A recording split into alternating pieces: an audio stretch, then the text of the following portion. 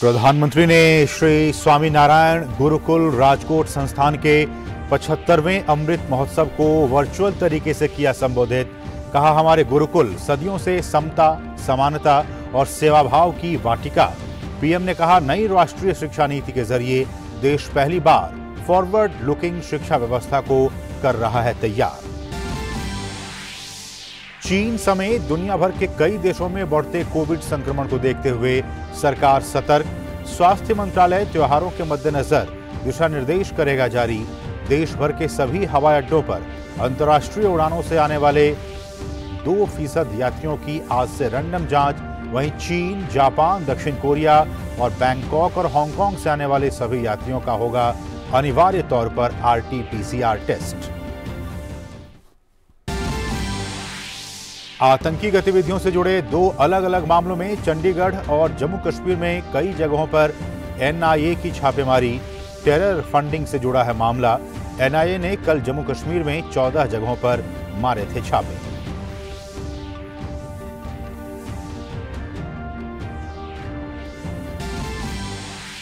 बिहार के मोतिहारी में ईंट भट्ठे की चिमनी में विस्फोट होने से 9 लोगों की मौत, कई घायल। पीएम मोदी ने घटना पर जताया शोक। मृतकों के परिजनों को 2 लाख रुपए जबकि घायलों को 50,000 रुपए की अनुग्रह राशि की घोषणा। बिहार के सीएम ने भी घटना पर शोक व्यक्त किया। उत्तर भारत में कड़ाके की ठंड और कई इलाकों में घना कोहरा। दिल्ली, हरियाणा, पंजाब, उत्तर प्रदेश सहित कई राज्यों में घने कोहरे के कारण आम जनजीवन प्रभावित।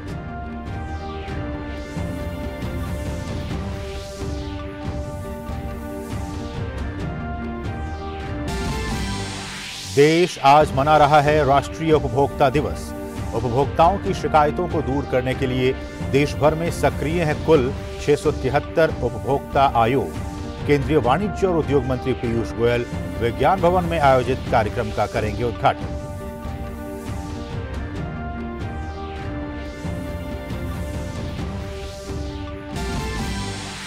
और क्रिसमस से पहले बर्फीले तूफान की चपेट में आए अमेरिका और कनाडा। 1.5 मिलियन घरों की बिजली गुल, हजारों फ्लाइट्स रद्द, प्रमुख राजमार्ग बंद। डीप फ्रीज से पहले पूर्वोत्तर अमेरिका में आई भीषण बाढ़।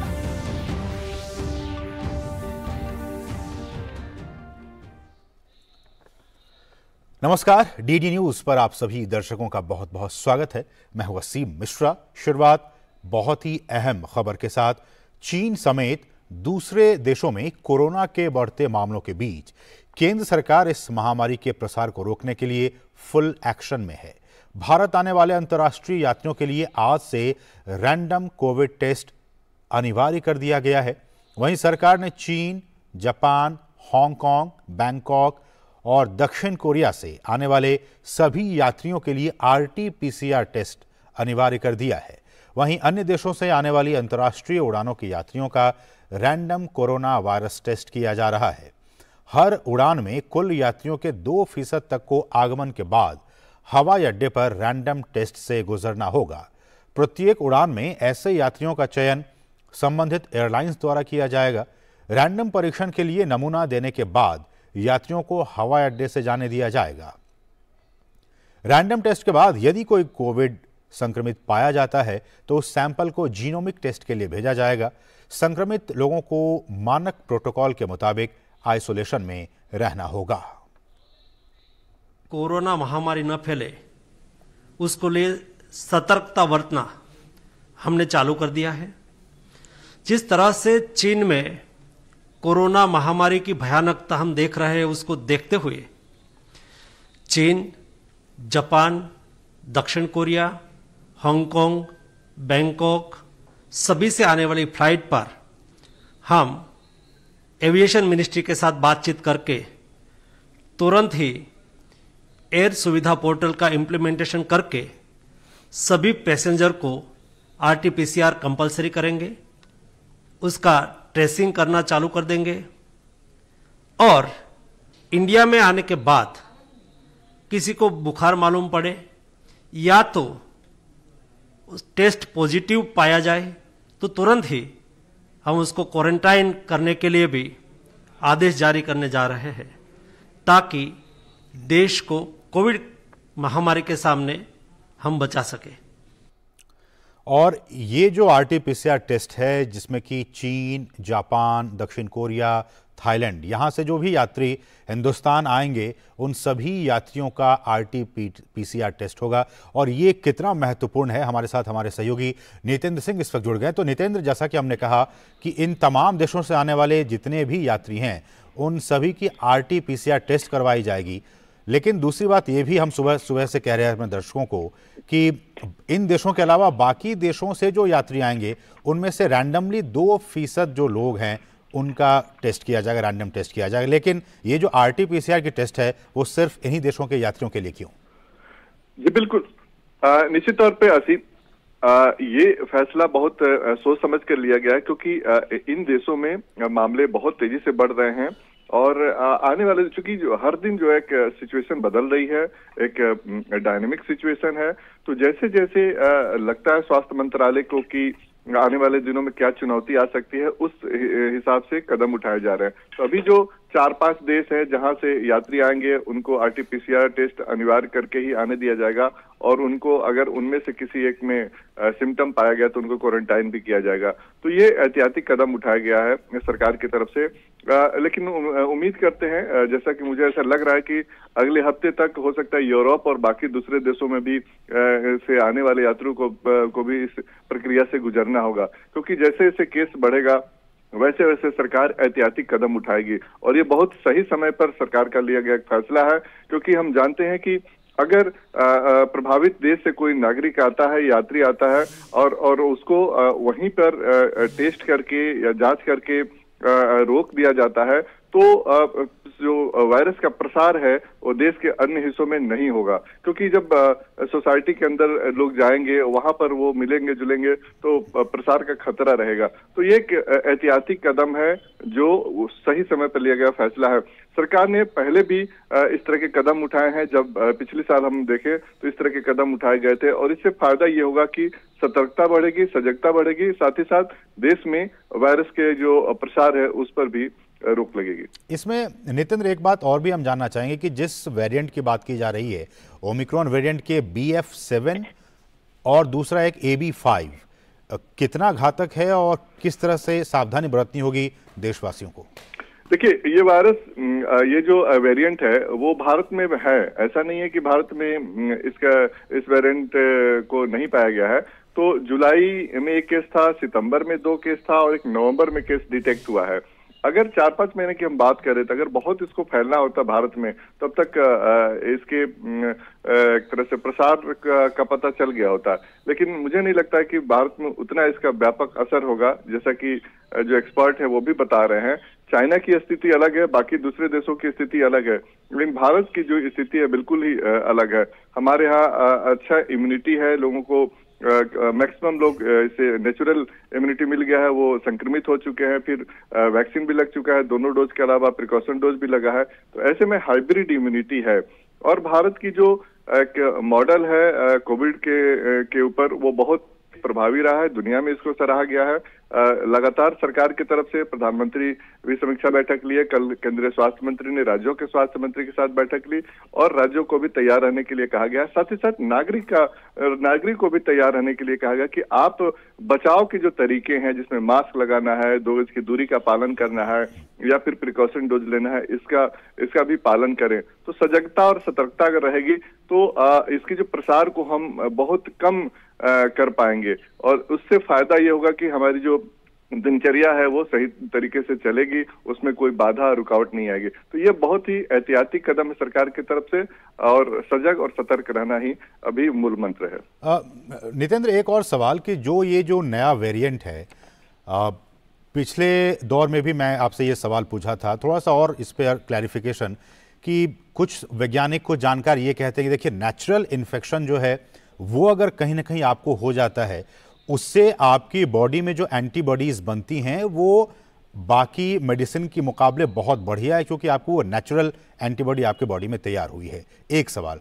दूसरा सवाल कि जो नेजल वैक्सीन है या फिर बाकी जो डोजेस हैं वो दूसरी तरफ है, क्या वैज्ञानिकों के बीच, जानकारों के बीच इस बात को लेकर सहमति है कि अगर आप में नेचुरल इन्फेक्शन अगर होता है और उसके जरिए अगर आपके बॉडी में एंटीबॉडीज बन रही हैं तो वो कहीं ना कहीं ज्यादा कारगर है बनिस्बत की उन वैक्सीन की। निश्चित तौर पे वैज्ञानिक इस बात पे सहमत हैं। उन्होंने बार बार ये कहा है कि जो नेचुरल इम्यूनिटी है वो ज्यादा प्रभावी है और उसका ज्यादा असर देखा जाता है। वैक्सीन एक एडिशनल चीज है और वो भी आपको संक्रमण से तो नहीं बचाता बल्कि बीमारी की गंभीरता से बचाता है, आपके मौत के मुंह में जाने से बचाता है, हॉस्पिटल में जाने से बचाता है। तो वैक्सीन का इतना काम है और नेचुरल इम्यूनिटी निश्चित तौर पे उससे ज्यादा प्रभावी है और उसका समय भी ज्यादा होता है, कम से कम 5 से 6 महीना तक उसका असर रहता है। और जो टी सेल है जिसको परमानेंट सेल बोलते हैं, परमानेंट मेमोरी में चला जाता है। तो जब वायरस दोबारा अगर कभी अटैक करता है तो आपके बॉडी उसको पहचानता है कि ये हमारा दुश्मन है, इसको वो पहचान लेता है और फिर उस हिसाब से रिएक्ट करता है।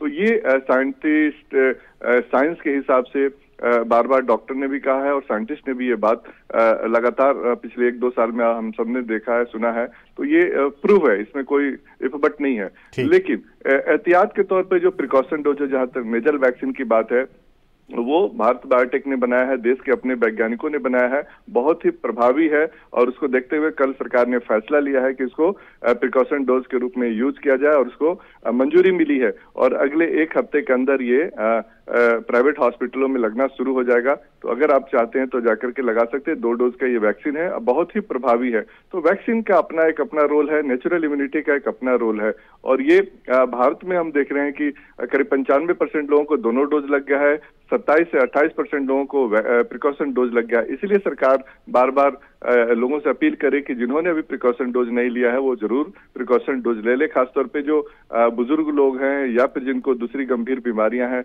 वो जरूर प्रिकॉशन डोज ले लें। एक और सवाल नितेंद्र की, अभी सरकार ने जो एडवाइजरी जारी की थी उसमें साफ तौर पर राज्य सरकारों को यह कहा गया है कि अगर आपके राज्य में कोई भी एक पॉजिटिव कोई भी केसेस आते हैं तो उस केस को, उसके सैंपल को लेके उसकी जीनोम सीक्वेंसिंग के लिए जो कंसोर्टियम है उसको भेजा जाए।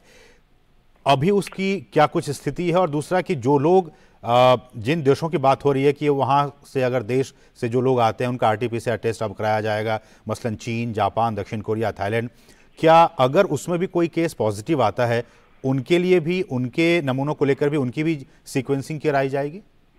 जी बिल्कुल। देखिए, जो केंद्रीय स्वास्थ्य सचिव ने पत्र लिखा था राज्यों को 2 दिन पहले, उसमें था कि जितने भी केस अभी आ रहे हैं तो भारत में औसतन अभी 150 केस दर्ज किया जा रहा है। आज 200 से ज्यादा केस दर्ज किया गया, कल 163 केस था। तो सभी केस को जीनोम सीक्वेंसिंग के लिए भेजा जाएगा। तो ये देखने की कोशिश होगी कोई नया वेरिएंट तो नहीं है, कोई बदलाव तो नहीं हुआ, कोई म्यूटेशन तो नहीं हुआ वायरस में। तो ये तो अनिवार्य रूप से जितने भी अभी केस आ रहे हैं, साथ ही साथ जो रैंडम टेस्ट होगा एयरपोर्ट पे आज से 2% का, उन तमाम सैंपल को भी जीनोम सीक्वेंसिंग के लिए भेजा जाएगा, ये पता लगाने के लिए कि वायरस म्यूटेट तो नहीं किया है, जो वेरिएंट भारत में है वही है या फिर बदल के कोई दूसरा वेरिएंट आ गया है। तो ये जो सर्विलांस है भारत में वो बहुत पुख्ता है और सभी जो सैंपल है उनकी जीनोम सीक्वेंसिंग होगी और ये देखा जाएगा कोई म्यूटेशन तो नहीं है या जो भारत में अब तक जितने वेरिएंट या सब वेरिएंट है वो वही है क्या। तो ये बिल्कुल स्पष्ट है, राज्यों को ये बोला गया है और इसको करना भी है। नितेंद्र, अभी मैं बीते दिनों एक अखबार का एक एडिटोरियल पढ़ रहा था, उसके संपादकीय में चीन का एग्जाम्पल दिया गया था और उसमें यह कहा गया था कि देखिए चाइना ने कितने लंबे वक्त तक अपने कंट्री में सब कुछ को बंद रखा, लॉकडाउन की स्थिति रही, अभी हाल फिलहाल तक भी वहां के कुछ राज्यों में लॉकडाउन की स्थिति रही, बावजूद उसके वहां पे इस तरह की स्थितियां आई हैं कि अब वहां पे फिर से एक बार उसका प्रकोप काफी बढ़ गया है इस कोरोना वायरस का। इससे एक लेसन, एक समझ हमें ये विकसित हो रही है कि भले ही आप कुछ भी कर लें, लेकिन जब तक आप अपने पॉपुलेशन के 100% लोगों को आप वैक्सीन नहीं दे देते हैं तब तक लॉकडाउन और बाकी चीजों से इसका हल नहीं होने वाला है। देखिए, बिल्कुल ये फैक्ट है क्योंकि चाइना ने 0 कोविड पॉलिसी अपनाई थी, वो पूरी तरीके से फेल हो गई।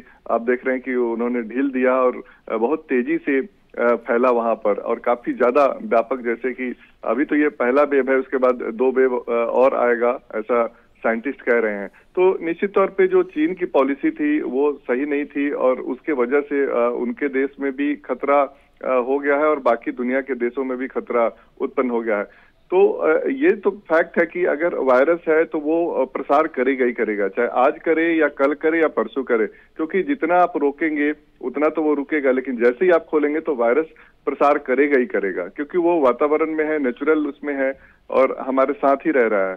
तो एक वायरस की एक प्रक्रिया होती है, इसलिए आपने देखा कि बाकी चाहे यूरोप हो, अमेरिका हो, ब्राजील हो या भारत हो, 2 वेव 3 वेव आकर के भी शांत हो गया और अब एक नेचुरल एक तरीके से, एक तरह से महामारी से बीमारी की तरफ बढ़ता जा रहा है कि हो सकता है साल में 1-2 बार आए, क्योंकि जाड़े के समय में वायरस एक्टिव रहता है, तो उस समय आए और उसके बाद फिर चला जाए, लोगों को पता भी न चले। तो ये गंभीर नहीं होगा, एक छोटी सी सर्दी जुकाम खांसी बुखार हुआ सीजनल इन्फ्लुएंजा की तरह और उसके बाद चला जा रहा है। तो अगर हम भारत में देखें तो ये स्थिति है, अगर हम 150 केस भी देख रहे हैं तो उसमें हॉस्पिटलाइजेशन बहुत कम है, मृत्यु बिल्कुल कम है। तो ये सबसे ज्यादा इंपॉर्टेंट होता है कि हॉस्पिटलाइजेशन कम हो और साथ ही साथ मृत्यु का आंकड़ा देखा जाता है कि लोगों की मौत कितनी हो रही है। बाकी संक्रमण से कोई ज्यादा फर्क नहीं पड़ता है, संक्रमण हुआ 4-5 दिन में लोग ठीक हो गए तो इससे कोई फर्क नहीं पड़ता है, क्योंकि वायरस है तो वो संक्रमित करेगा और आपकी अगर इम्यूनिटी अच्छी है तो आप ठीक हो जाएंगे। तो ये बाकी देशों में हुआ, लेकिन चाइना में ऐसा नहीं हो पाया और चाइना आज देखिए बुरी स्थिति में है, लाखों लोग मर रहे हैं हर दिन, करोड़ों लोग संक्रमित हो रहे हैं और आने वाले दिनों में, हालांकि ये डाटा बहुत क्लियर नहीं पता चल पा रहा है, क्योंकि WHO भी बार बार चाइना से डाटा मांग रहा है, उनको भी नहीं मिल रहा है, बाकी दुनिया के देशों को भी सही तस्वीर सामने नहीं आ रही। लेकिन जो सोशल मीडिया में या अखबारों में, जो अंतर्राष्ट्रीय जो अखबार है उसमें जो छप रहा है खबरें, उसी के आधार पे सब लोग अनुमान लगा रहे हैं। किसी के पास से पुख्ता जानकारी नहीं है चीन के बारे में कि आखिर हो क्या रहा है वहां पे उसमें। लेकिन नितेंद्र, चूंकि हमारे पास समय है इसलिए मैं आपसे और भी जानकारी लेना चाह रहा था।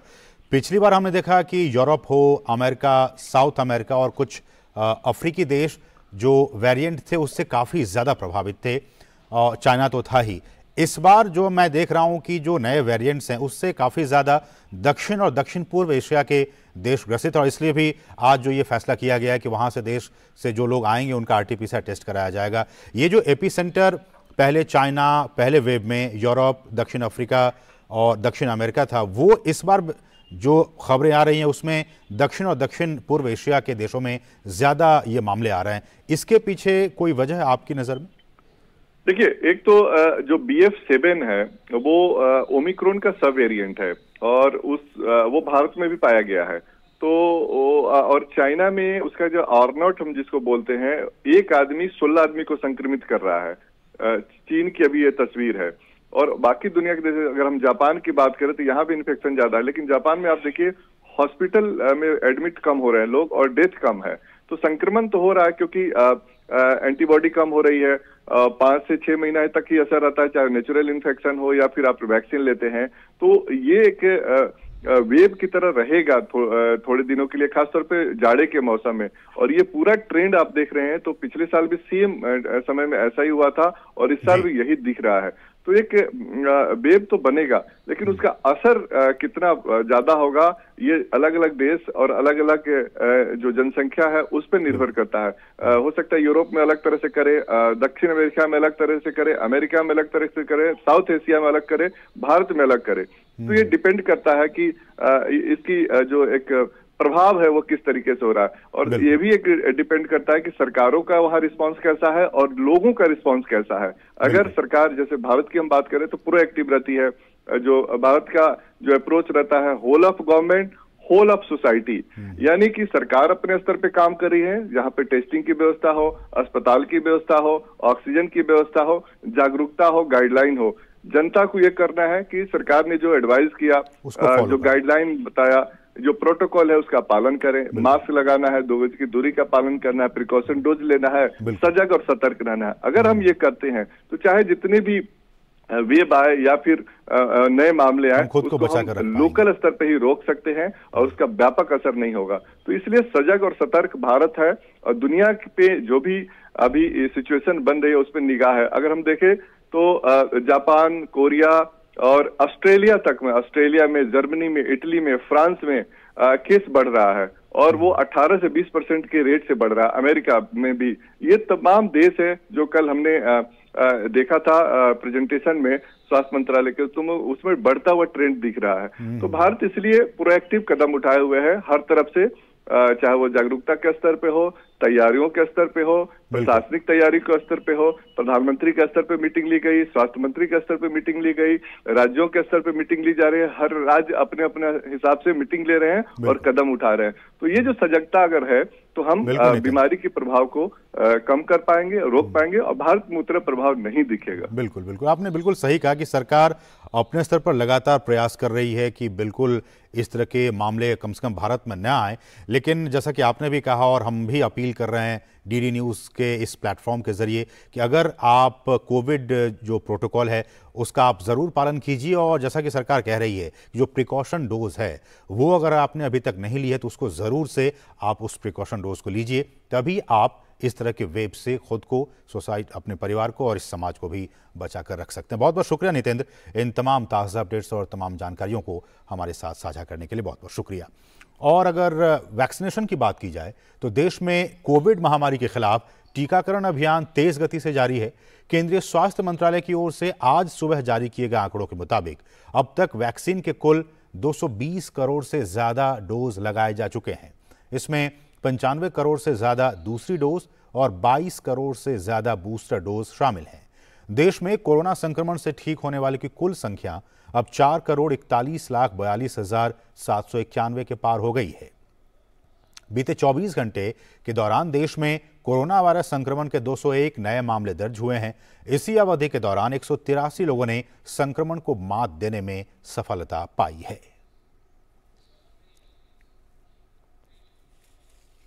और यहां रुके एक छोटे से ब्रेक के लिए, आप देखते रहिए डीडी न्यूज़।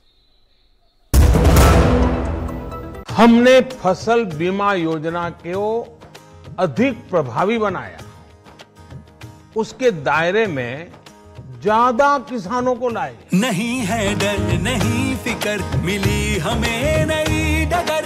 फसल का करवा के बीमा किसान की चिंता को छीना, हुआ सुरक्षित कल। सुरक्षित फसल निश्चित किसान, फसल बीमा सबका समाधान। आज ही प्रधानमंत्री फसल बीमा योजना से जुड़ें और फसल नुकसान से होने वाली आर्थिक हानि से निश्चिंत हो जाएं, ताकि प्राकृतिक और स्थानीय आपदा पर भी फसल नुकसान होने पर आप उसकी सही कीमत पाएं। प्रधानमंत्री फसल बीमा से जुड़ने के लिए आज ही नजदीकी कृषि कार्यालय, सहकारी समिति, बैंक शाखा, अधिकृत बीमा कंपनी या जन सेवा केंद्र में जाएं, क्योंकि सुरक्षित फसल निश्चिंत किसान, फसल बीमा सबका समाधान। कृषि एवं किसान कल्याण मंत्रालय, भारत सरकार। REC unleashes the potential of energy. REC funds energy. Funding that catalyzes. Funding that inspires. Funding that transforms. For sustainability and reliability. For investment and development. Adding value. Every day in every way. This is what our energy is. This is REC.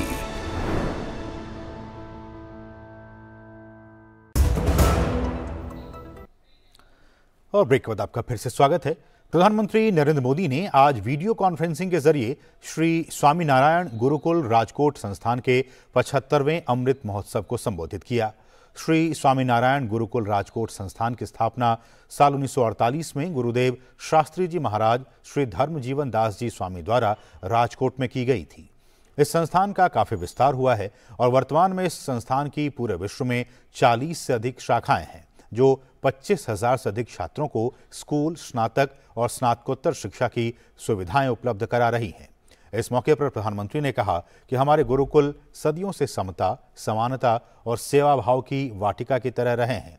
Nalanda और तक्षशिला जैसे विश्वविद्यालय भारत की इस गुरुकुल परंपरा के वैश्विक वैभव के पर्याय हुआ करते थे और खोज और शोध ये भारत की जीवन पद्धति का हिस्सा थे।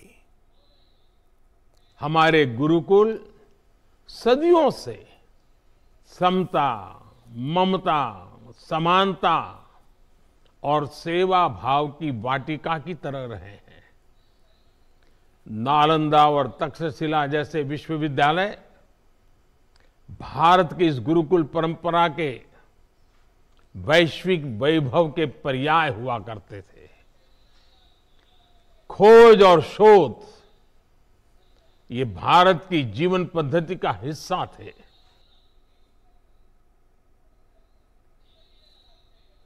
प्रधानमंत्री ने कहा कि 2014 के बाद मेडिकल कॉलेजों की संख्या में 65% से ज्यादा की बढ़ोतरी हुई है। नई राष्ट्रीय शिक्षा नीति के जरिए देश पहली बार उस शिक्षा व्यवस्था को तैयार कर रहा है जो कि फॉरवर्ड लुकिंग है। 2014 के बाद से मेडिकल कॉलेजों की संख्या में 65% से ज्यादा की बढ़ोतरी हुई है। नई राष्ट्रीय शिक्षा नीति के जरिए देश पहली बार उस शिक्षा व्यवस्था को तैयार कर रहा है जो फॉरवर्ड लुकिंग है, फ्यूचरिस्टिक है। केंद्रीय मंत्री अनुराग सिंह ठाकुर ने कांग्रेस नेता राहुल गांधी के बयान की निंदा की है। अनुराग ठाकुर ने कहा कि राहुल गांधी के लिए देश हित नहीं, परिवार हित पहले है। उन्होंने कहा कि जो देश का नामो निशान मिटाने की सोचते हैं वो भारत जोड़ने की बात कैसे कर सकते हैं। जो देश का नामो निशान मिटाने की सोचते हों वो भारत जोड़ने की बात ही कैसे कर सकते हैं। जिनकी यात्रा में नफरत का बीज बोने वाले हों वो मोहब्बत की दुकान खोलने की बात ही कैसे कर सकते हैं। राहुल जी, पूरी दुनिया भर में चीन, कोरिया, जापान में लाखों केस कोरोना के आ रहे हैं। अस्पतालों के बाहर लंबी कतार लगी है, शवों का ढेर लगा है, लेकिन आपको देश की सुरक्षा नहीं, आपको तो देश हित नहीं, परिवार हित पहले है। बिहार के मोतिहारी में एक ईंट भट्टे में चिमनी गिरने से 7 मजदूरों की मौत हो गई और कई अन्य मजदूर इस हादसे में घायल हो गए। घायलों को रक्सौल क्षेत्र के एक निजी अस्पताल में भर्ती कराया गया है। जानकारी के मुताबिक कई लोगों की हालत गंभीर है। फिलहाल राहत और बचाव का काम जारी है और पुलिस मौके पर पहुंच गई है। और पीएम मोदी ने बिहार के मोतिहारी में ईंट भट्टे में हुए हादसे पर दुख जताया है। उन्होंने ट्वीट कर कहा है कि मोतिहारी में एक ईंट भट्टे में हुए हादसे में लोगों की मौत से व्यथित हूं।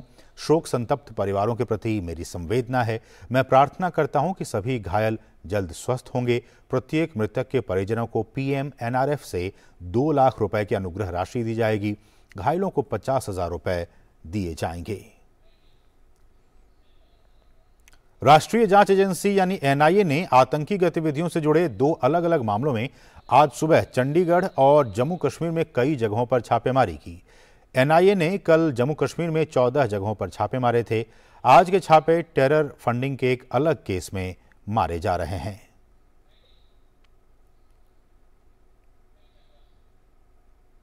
देश आज राष्ट्रीय उपभोक्ता दिवस मना रहा है।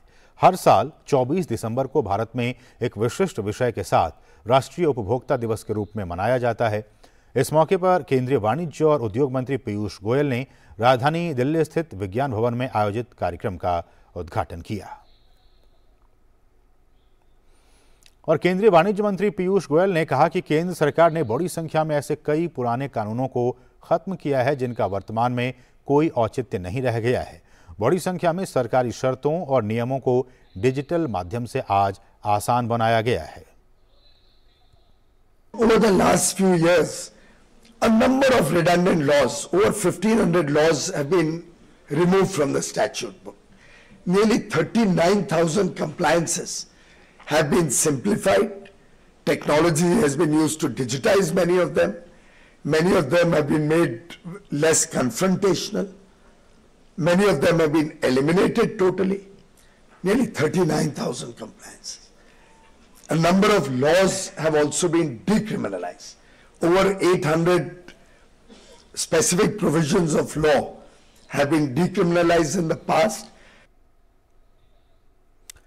और केंद्रीय मंत्री ने कहा कि देश में ईज ऑफ डूइंग बिजनेस के लिए केंद्र सरकार ने जन विश्वास प्रावधानों में संशोधन विधेयक पेश किया है। इस विधेयक में 19 मंत्रालयों ने 42 अलग अलग कानूनों और 100 से ज्यादा कानूनी प्रावधानों में सुधार किया है। The government of India came out with a comprehensive, holistic bill called the Jan Vishwas Amending Provisions Bill 2022, in which 19 ministries have taken up 42 laws, different laws, and over 100 provisions of the law, 143 or so provisions of the law in various acts with one bill are sought to be decriminalized and will give a lot of relief both for ease of doing business and ease of living. मौसम विभाग ने पंजाब, हरियाणा और उत्तर प्रदेश के कुछ हिस्सों और पूर्वी उत्तर प्रदेश के 1 या 2 स्थानों पर शीतलहर की चेतावनी जारी की है। इसके साथ ही दिल्ली, उत्तरी राजस्थान, उत्तर प्रदेश, हिमाचल प्रदेश, पंजाब, हरियाणा, उत्तराखंड और बिहार के कुछ हिस्सों, पश्चिम बंगाल, सिक्किम और त्रिपुरा में घना कोहरा छाए रहने की संभावना है। 26 और 27 दिसंबर को हिमालय के पश्चिमी हिस्सों में हल्की बारिश और हिमपात की संभावना है। वहीं पिछले 24 घंटे के दौरान अंडमान निकोबार द्वीप समूह में मध्यम बारिश हुई। अगले 24 घंटे के दौरान भी हल्की से मध्यम बारिश के आसार हैं। तमिलनाडु और केरल के दक्षिणी हिस्सों में भी हल्की बारिश हुई। आंध्र प्रदेश के तटीय क्षेत्रों और तमिलनाडु में 1 या 2 स्थानों पर फिर से बारिश हो सकती है।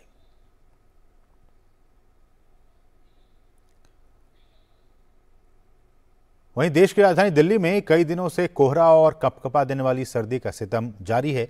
देश के कई हिस्सों में तापमान तेजी से गिर रहा है। वहीं राष्ट्रीय राजधानी दिल्ली कोहरे में गुम है। पहाड़ों पर बर्फबारी और बर्फीली हवाओं के कारण तापमान में अचानक गिरावट दर्ज की गई।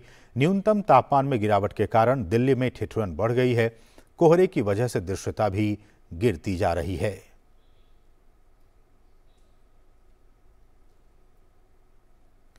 केरल के इडुक्की में सबरीमाला के तीर्थयात्रियों को ले जा रही बस की एक दुर्घटना में 8 लोगों के मारे जाने और 2 के घायल होने की सूचना है। यह दुर्घटना केरल तमिलनाडु सीमा के नजदीक इडुक्की के कुमिली में हुई, जब बस नियंत्रण खोकर 40 फीट गहरे गड्ढे में गिर गई।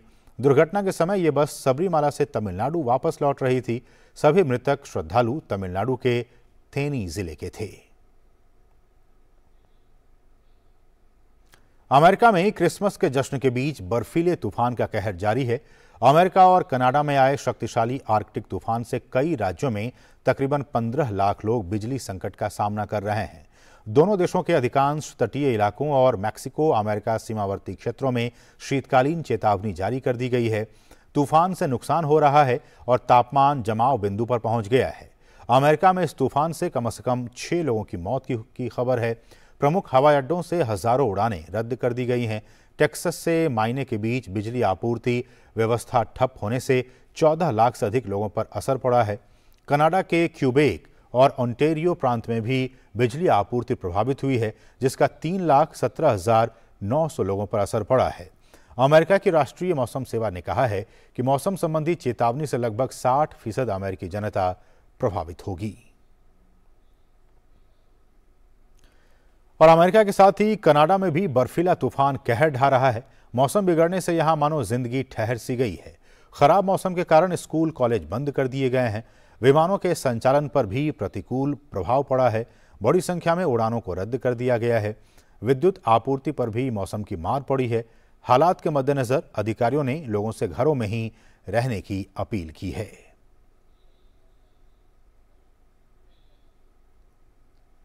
अमेरिकी राष्ट्रपति जो बाइडेन ने कांग्रेस की मंजूरी के बाद 858 अरब अमेरिकी डॉलर के वार्षिक रक्षा प्राधिकरण बिल पर हस्ताक्षर कर दिए हैं।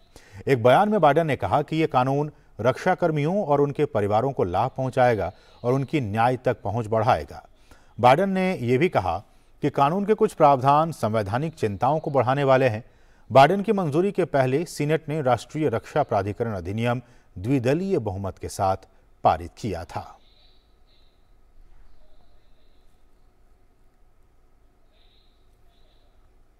और यहां रुकें एक और छोटे से ब्रेक के लिए। आप देखते रहिए डीडी न्यूज। ये बहुत गर्व की बात है कि G20 की लीडरशिप भारत को मिली है। ये पहली बार है भारत के डिप्लोमेटिक हिस्ट्री में कि भारत एक एजेंडा सेट कर रहा है। अगर आम व्यक्ति की प्रोग्रेस करनी है, 133 देश में डिजिटल पेमेंट नहीं है। अगर ये सब करना है तो सबको मिलकर काम करना पड़ेगा। G20 की हर एक खबर देश के अलग अलग शहरों से हर पल डीडी न्यूज पर।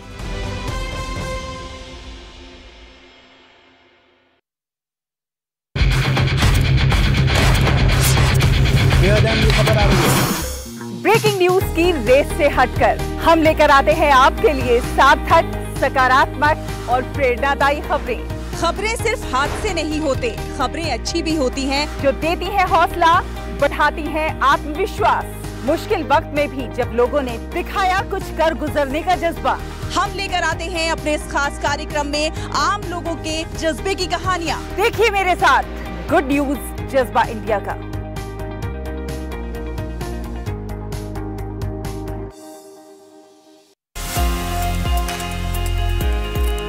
क्या आप एक सफल एंटरप्रेन्योर बनना चाहते हैं? क्या आप भी दुनिया की सबसे बड़ी समस्याओं का समाधान करना चाहते हैं? मैं आपको समझाऊंगा बिजनेस की सबसे ज्यादा जरूरी स्ट्रैटेजीज। एक ऐसा टीवी शो जहां आप मिलते हैं उन स्टार्टअप फाउंडर से जिन्हें सम्मानित किया गया है नेशनल स्टार्टअप अवार्ड से। मिलिए मुझसे स्टार्टअप चैंपियंस के दूसरे संस्करण में। देखिए स्टार्टअप चैंपियंस 2.0 केवल डीडी नेटवर्क पर।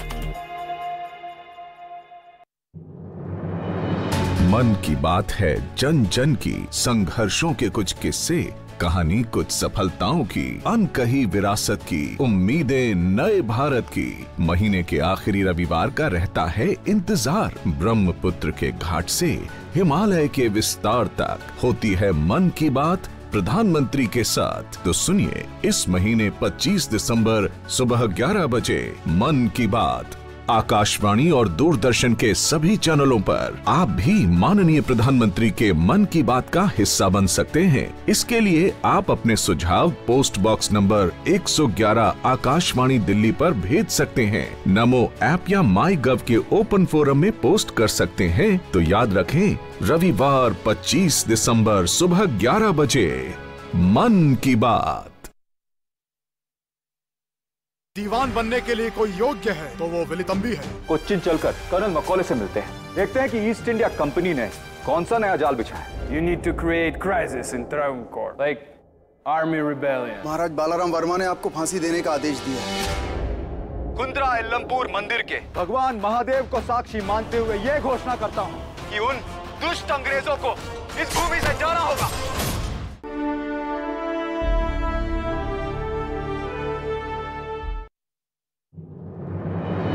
मन की बात है जन जन की, संघर्षों के कुछ किस्से, कहानी कुछ सफलताओं की, अनकही विरासत की, उम्मीदें नए भारत की। महीने के आखिरी रविवार का रहता है इंतजार। ब्रह्मपुत्र के घाट से हिमालय के विस्तार तक होती है मन की बात प्रधानमंत्री के साथ। तो सुनिए इस महीने 25 दिसंबर सुबह 11 बजे मन की बात आकाशवाणी और दूरदर्शन के सभी चैनलों पर। मन की बात के प्रादेशिक भाषाओं में अनुवाद का पुनः प्रसारण आप सुन सकते हैं रात 8 बजे आकाशवाणी और दूरदर्शन के सभी प्रादेशिक चैनलों पर। तो याद रखें, रविवार 25 दिसंबर सुबह 11 बजे मन की बात। और ब्रेक के बाद आपका फिर से स्वागत है। अमेरिका के राष्ट्रपति जो बाइडेन ने भारतीय मूल के अमेरिकी नागरिक रिचर्ड आर वर्मा को अमेरिकी सीनेट विभाग में प्रबंधन और संसाधन मामलों का विदेश उपमंत्री नियुक्त किया है। रिचर्ड आर वर्मा फिलहाल मुख्य विधिक अधिकारी और मास्टरकार्ड में वैश्विक लोक नीति के प्रमुख हैं। वे ओबामा के कार्यकाल में भारत में अमेरिका के राजदूत और विधायी मामलों के सहायक मंत्री के तौर पर भी अपनी सेवाएं दे चुके हैं। इससे पहले रिचर्ड वर्मा अमेरिकी सीनेट हैरी रीड के राष्ट्रीय सुरक्षा सलाहकार, डेमोक्रेटिक सचेतक, अल्पसंख्यक नेता और अमेरिकी सीनेट में मेजॉरिटी नेता भी रहे हैं। रिचर्ड वर्मा अमेरिकी वायुसेना में कार्यरत रहे हैं और उन्हें प्रतिष्ठित सेवा पदक सहित कई पदकों से सम्मानित किया जा चुका है। उन्होंने राष्ट्रपति के सतर्कता सलाहकार बोर्ड में भी अपनी सेवाएं दी हैं और वे सामूहिक विनाश और आतंकवाद निवारण आयोग के सदस्य भी रहे हैं। रिचर्ड वर्मा फोर्ड फाउंडेशन सहित कई अन्य बोर्ड के ट्रस्टी हैं। इनमें National Endowment for Democracy and Lehigh University भी शामिल है। फ्रांसीसी सीरियल किलर चार्ल्स शोभराज को नेपाल में जेल से छूटने के बाद फ्रांस भेज दिया गया है। बताया जाता है कि उस पर कम से कम 10 वर्षों तक नेपाल लौटने पर रोक लगाई गई है।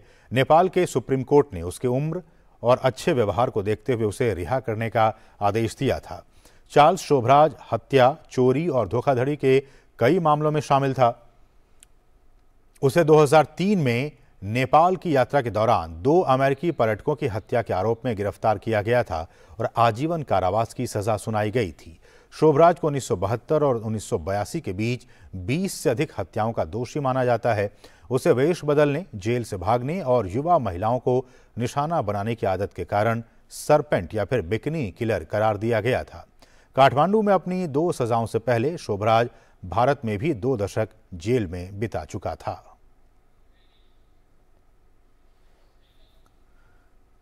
फ्रांस की राजधानी पेरिस में हुई गोलीबारी की घटना के बाद स्थानीय निवासियों ने कैंडल मार्च निकाला। शुक्रवार को हुई गोलीबारी में कम से कम 3 लोगों की मौत हो गई थी। फायरिंग सेंट्रल पेरिस में हुई, जिसके बाद रात होते ही आसपास की सड़कों पर हिंसक विरोध प्रदर्शन शुरू हो गया। राष्ट्रपति इमैनुअल मैक्रों ने कहा कि फ्रांस का कुर्द समुदाय जघन्य हमले का निशाना बना था। हमलावर स्पष्ट रूप से विदेशियों को निशाना बनाना चाहता था।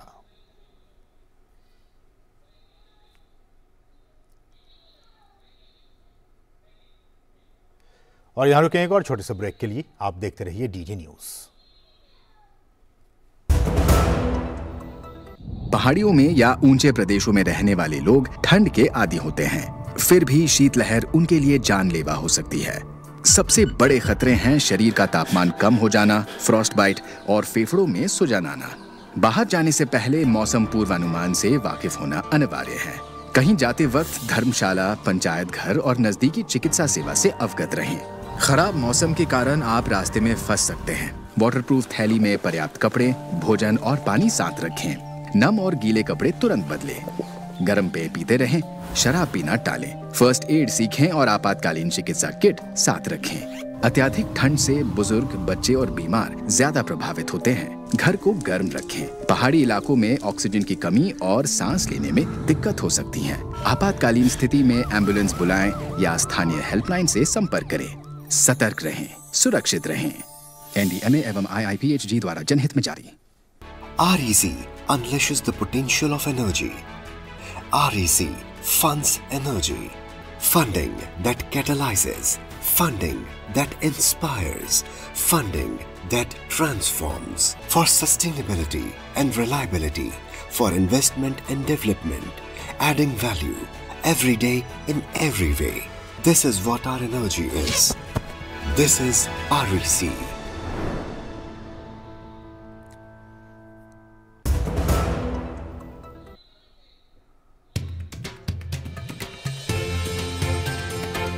भारतीय संस्कृति की इतनी विविधता है कि इस विविधता में ही हमें एकता नजर आती है।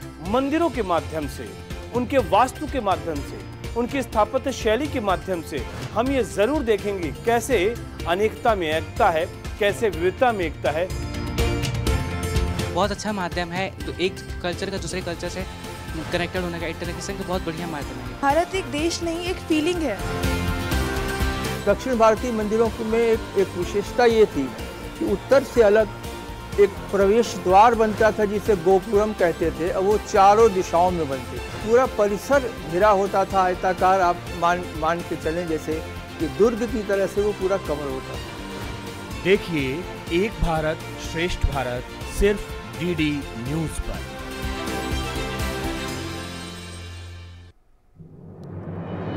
मन की बात है जन जन की, संघर्षों के कुछ किस्से, कहानी कुछ सफलताओं की, अनकही विरासत की, उम्मीदें नए भारत की। महीने के आखिरी रविवार का रहता है इंतजार। ब्रह्मपुत्र के घाट से हिमालय के विस्तार तक होती है मन की बात प्रधानमंत्री के साथ। तो सुनिए इस महीने 25 दिसंबर सुबह 11 बजे मन की बात आकाशवाणी और दूरदर्शन के सभी चैनलों पर। इसके अतिरिक्त आकाशवाणी और दूरदर्शन के YouTube चैनल और प्रसार भारती के ऐप न्यूज ऑन एयर पर सजीव प्रसारण लाइव स्ट्रीमिंग के माध्यम से। तो याद रखें, रविवार 25 दिसंबर सुबह 11 बजे मन की बात।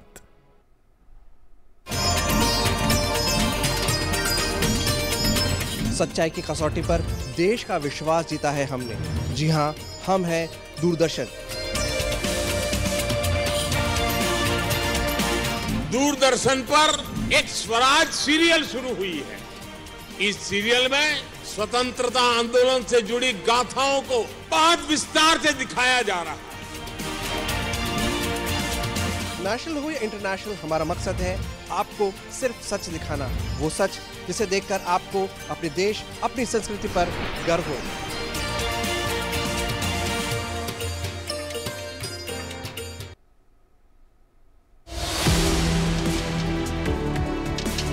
भारत की कोविड के खिलाफ जंग नेशनल इंस्टीट्यूट ऑफ वायरोलॉजी से ही शुरू हुई। जिस महिला वैज्ञानिक को आज हम आपके सामने लेकर आ रहे हैं, उनका योगदान पूरी टीम के साथ बहुत ही महत्वपूर्ण रहा।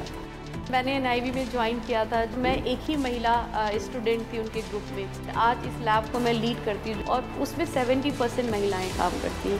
जब लॉकडाउन शुरू हुए, हमारे इंस्टीट्यूट में उस समय अप्लाई किया गया कि एक फ्री टाइमिंग अप्लाई हो गई। जब पहला जो बैच वैक्सीन वाला जब रिजल्ट आया और हमें दिखा कि वैक्सीनेटेड जो ग्रुप था उनको बहुत अच्छा प्रोटेक्शन था, उसमें वायरस नहीं प्रेजेंट था, वो दिन एक ऐसा था कि हमें लगा कि हम सफल हो गए हैं और हम शायद अब लोगों की सहायता कर पाएंगे।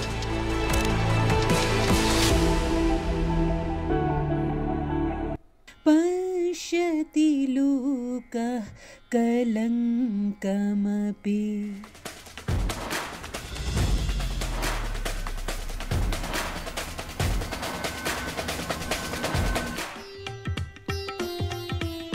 मुझे भारतीय संस्कृति और दर्शन शास्त्र बहुत अच्छा लगा, इसलिए संस्कृत भाषा अध्ययन किया है। संस्कृत भाषा अध्ययन पश्चात मेरे जीवन का दृष्टिकोण बदल दिया। मेरा दिल ये पुकारे आजा, मेरे गम के सहारे आजा।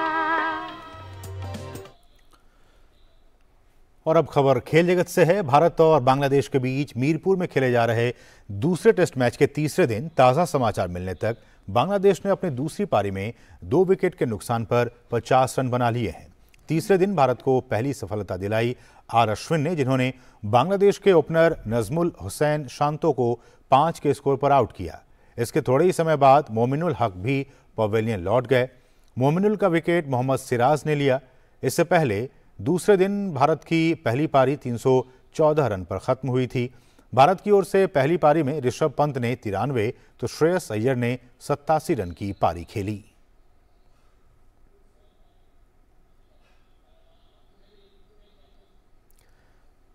आगामी पुरुष हॉकी विश्व कप के लिए भारतीय दल की घोषणा हो चुकी है। टीम का चयन बेंगलुरु साई सेंटर में 2 दिन के ट्रायल के बाद किया गया। भारतीय हॉकी टीम के कप्तान हरमनप्रीत सिंह होंगे, वहीं अमित रोहिदास को उप कप्तान बनाया गया है।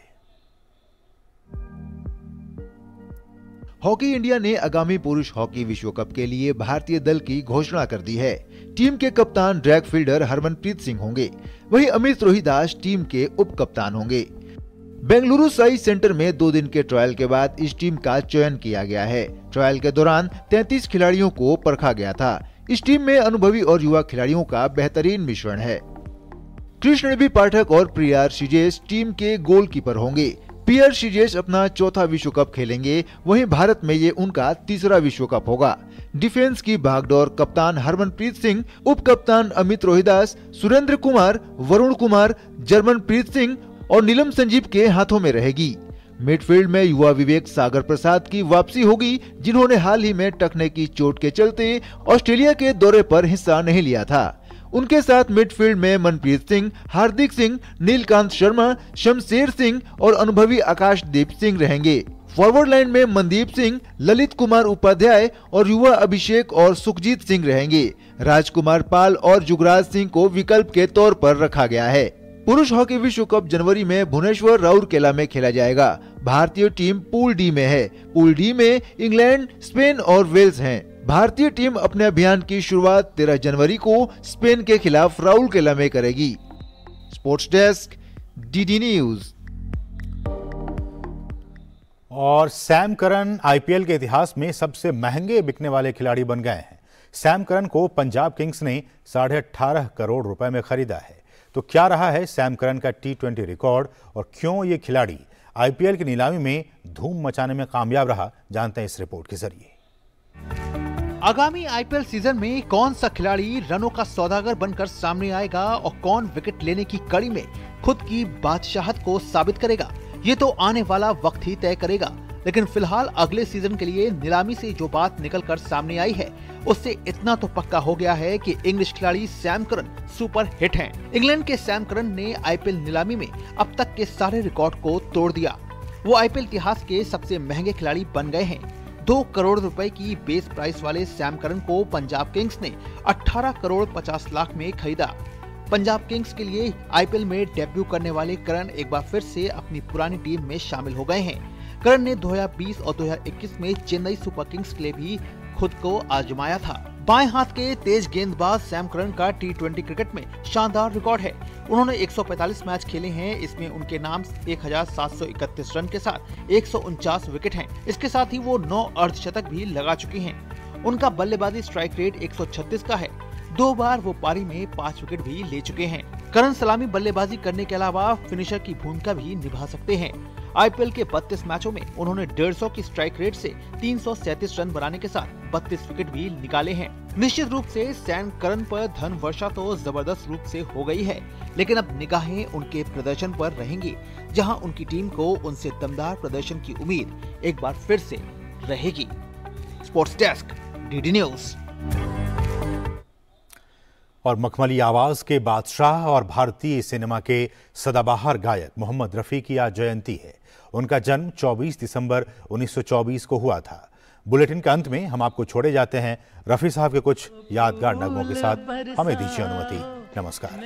महबूब आया है, मेरा महबूब आया है, बहारों फूल बरसाओ, मेरा महबूब आया है, मेरा महबूब आया है। तुझको पुकारे मेरा प्यार हो, तुझको पुकारे मेरा प्यार। आजा मैं तो मिटा हूँ तेरी चाह में, तुझको पुकारे मेरा प्यार। से उसके आए बहार, जाने से उसके जाए बहार, बड़ी मस्तानी है मेरी महबूबा, मेरी जिंदगानी है मेरी महबूबा। लिखे जो खत तुझे वो तेरी याद में, हजारों रंग के नजारे बन गए। सवेरा जब हुआ तो फूल बन गए, जो रात आई तो सितारे बन गए। लिखे जो खत तुझे, ये रेशमी जुल्फें, ये शरबती आंखें, इन्हें देख कर जी रहे हैं सभी।